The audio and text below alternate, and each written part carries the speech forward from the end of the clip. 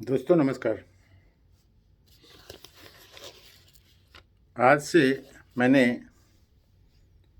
Decide किया है कि दिन भर की महत्वपूर्ण खबरों का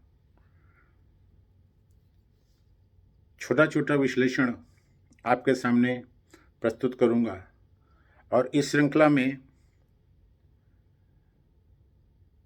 ये पहला चैप्टर आपके सामने प्रस्तुत कर रहा हूं। आज एक बहुत इंटरटेनिंग समाचार राजस्थान की असेंबली से आ रहा है, जहां पर राजस्थान के चीफ मिनिस्टर अशोक गहलोत, जिनके पास वित्त मंत्रालय भी है, उन्होंने 2023-24 का बजट पेश किया। अशोक गहलोत शुरू के 8 मिनट तक पिछले साल का बजट ही पढ़ते रहे और जब उनके एक मंत्री ने आकर के उन्हें याद दिलाया कि आप पिछले साल का बजट पेश कर रहे हैं, तब वो रुके। इसके बाद अपोजिशन पार्टी बीजेपी ने सदन में हंगामा कर दिया, जिसके कारण सदन की कार्यवाही करीब 30 मिनट तक रुकी रही।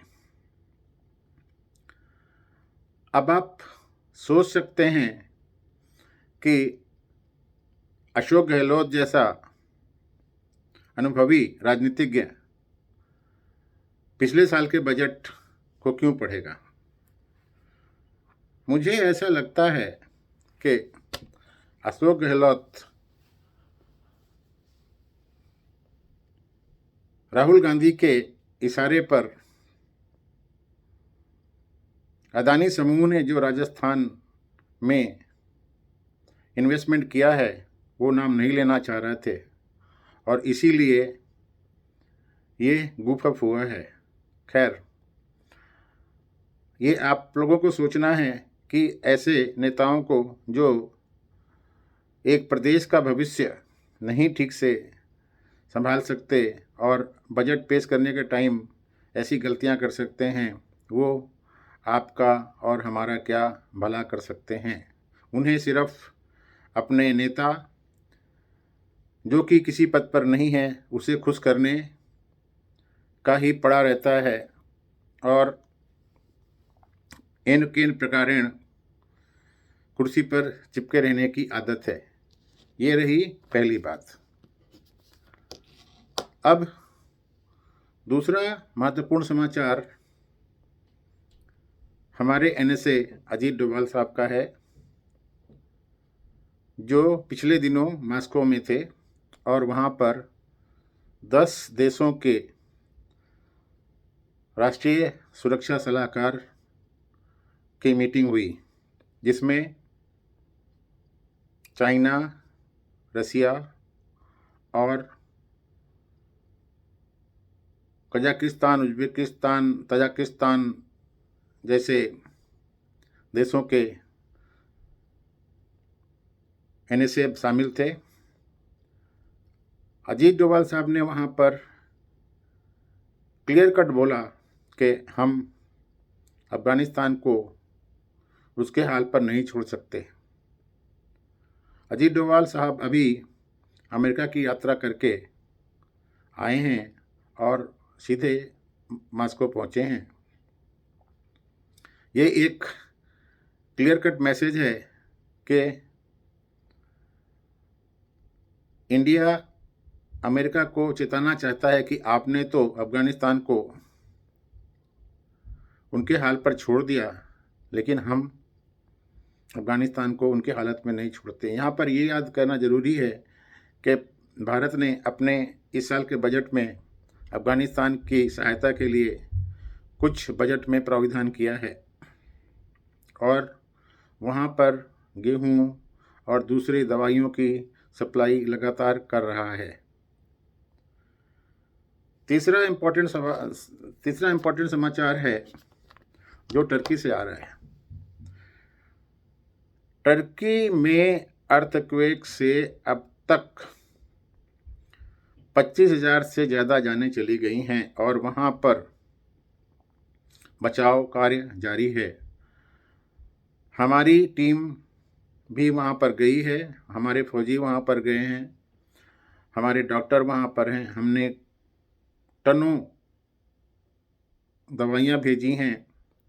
हमारा एक डॉग स्क्वाड भी वहाँ पर लोगों की तलाश कर रहा है। मैं एक खबर देख रहा था जिसमें भारतीय आर्मी की डॉक्टर को एक टर्की की महिला गले से लिपट करके धन्यवाद दे रही है। मैं इस वीडियो के माध्यम से टर्की के लोगों को आश्वस्त करना चाहता हूं कि भारत हमेशा आपातकाल में मानवता के साथ खड़ा रहा है।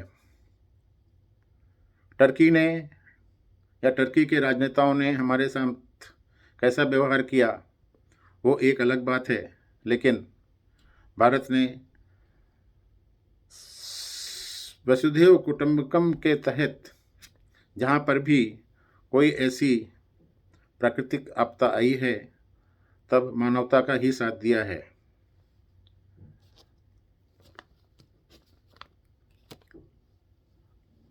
अब आते हैं अगली इम्पोर्टेंट खबर पर, और वो खबर है शेयर मार्केट से। अल्फ़ाबेट शेयर जो गूगल की लिस्टेड कंपनी है वो अमेरिकन मार्केट में लगातार गिर रहे हैं।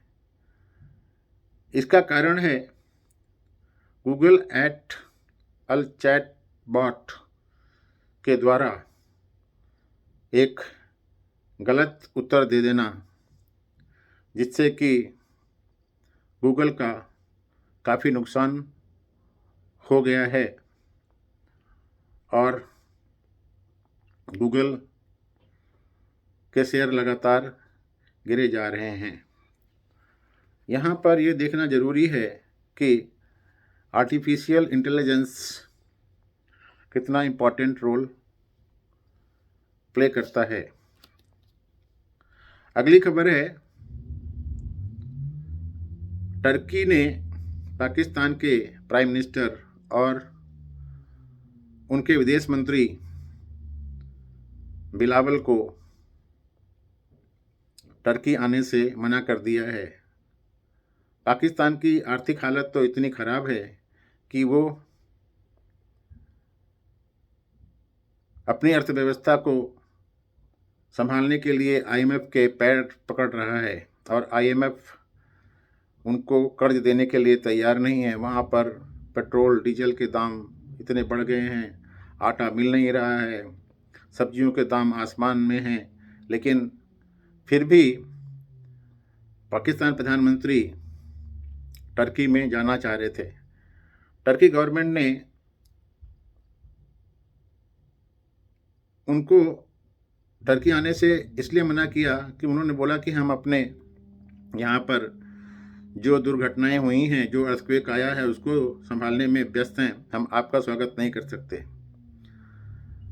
यहाँ ये कहना ज़रूरी है कि अगर आप किसी भी देश की यात्रा करना चाहते हैं तो कम से कम वहाँ की गवर्नमेंट के साथ पहले बातचीत तो कर लीजिए। पाकिस्तान के इस्टेब्लिशमेंट ने वहाँ की गवर्नमेंट से कोई बातचीत किए बिना ये निर्णय ले लिया और ये अब पाकिस्तान की बेइज्जती का सबब बन गया है।